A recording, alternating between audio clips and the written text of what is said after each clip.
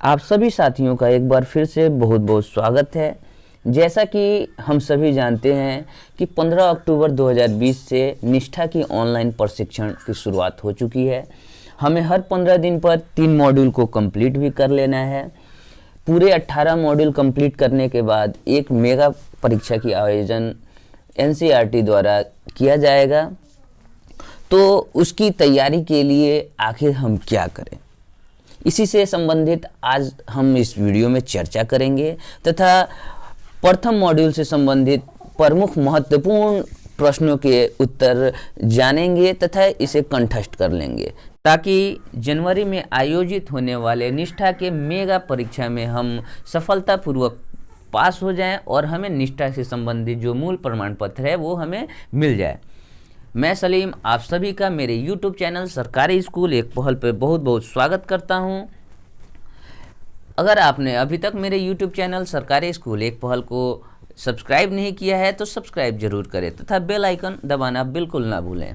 आपको निष्ठा प्रशिक्षण से संबंधित सभी प्रकार के वीडियो का संग्रह यहाँ उपलब्ध कराए जाएंगे तथा कराए जा रहे हैं। तो चलिए आज के इस वीडियो को शुरू करते हैं और हम याद करने की कोशिश करते हैं कि ताकि मेगा परीक्षा में हमारे बेहतर अंक आ सके। सबसे पहला क्वेश्चन है, अभी तक कितनी राष्ट्रीय शिक्षा नीति आई हैं?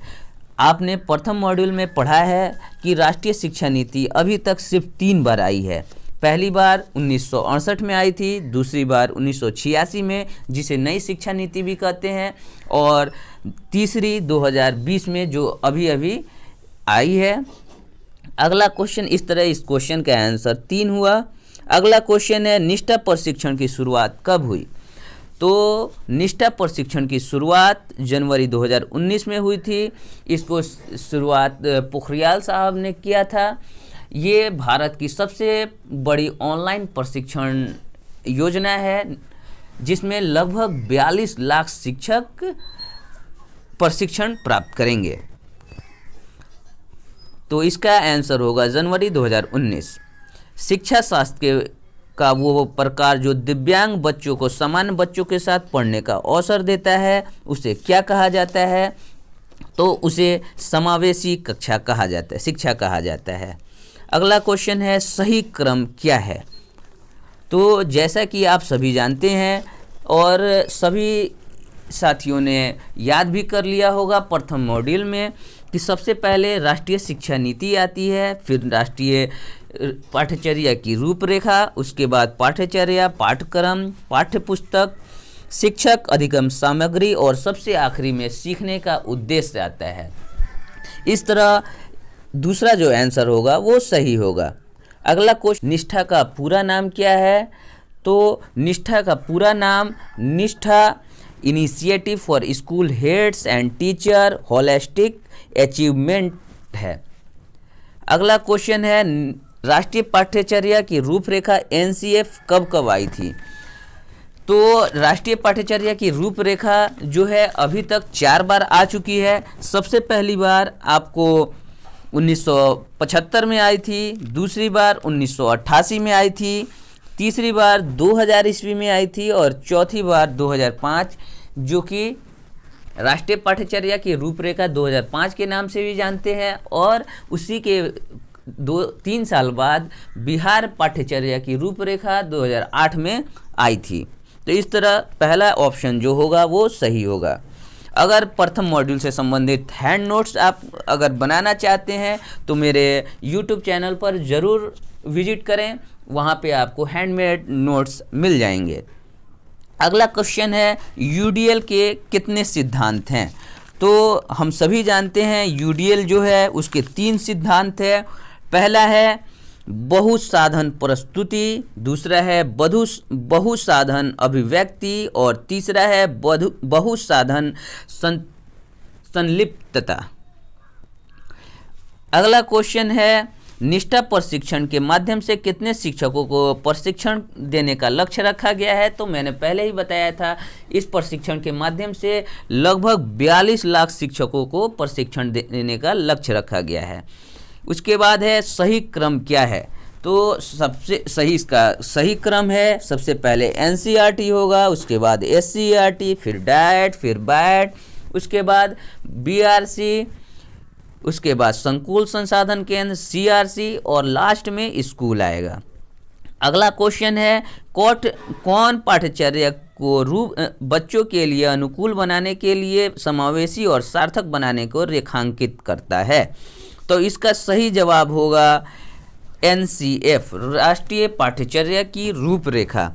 अगला क्वेश्चन है एनईपी 2020 में स्कूल की संरचना कैसी होगी। तो हम सभी को ज्ञात है इसकी संरचना 5+3+3+4 होगी। अगला क्वेश्चन है राष्ट्रीय पाठ्यचर्या की रूपरेखा को विकसित करने के लिए किसे आदेशित किया गया है। तो इसे एनसीईआरटी को आदेशित किया गया है। अगला प्रश्न है किस संविधान संशोधन के बाद बच्चों को अनिवार्य शिक्षा को मौलिक अधिकार मिला। तो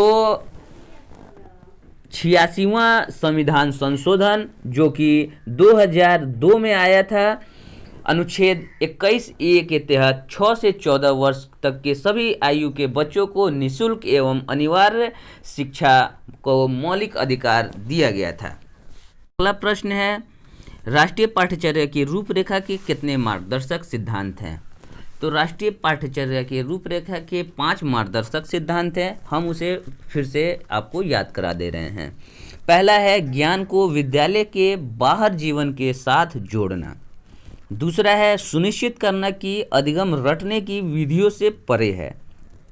तीसरा है पाठ्यचर्या को समृद्ध बनाना ताकि यह पाठ्य पुस्तकों पर केंद्रित न रहकर स्वर्णिम विकास कर सके।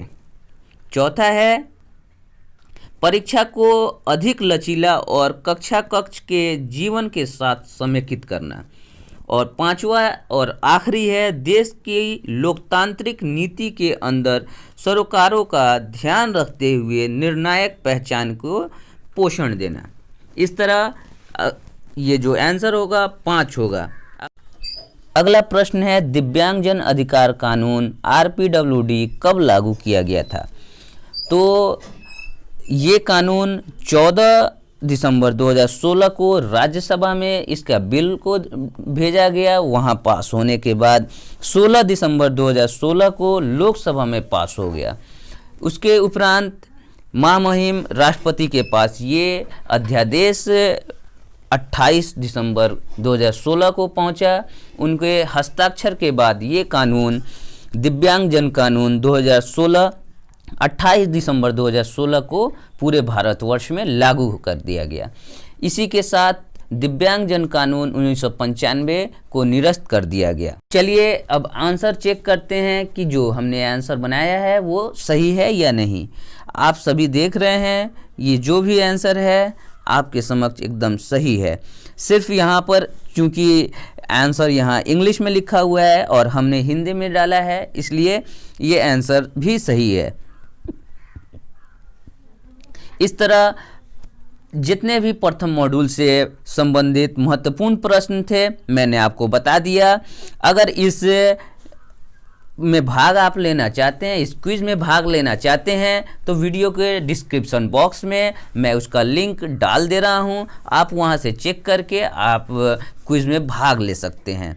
उम्मीद करता हूं कि जनवरी में आयोजित होने वाले मेगा परीक्षा में अब आप संभावित प्रश्नों को सही से आंसर दे पाएंगे। वीडियो को अंत तक देखने के लिए बहुत बहुत धन्यवाद।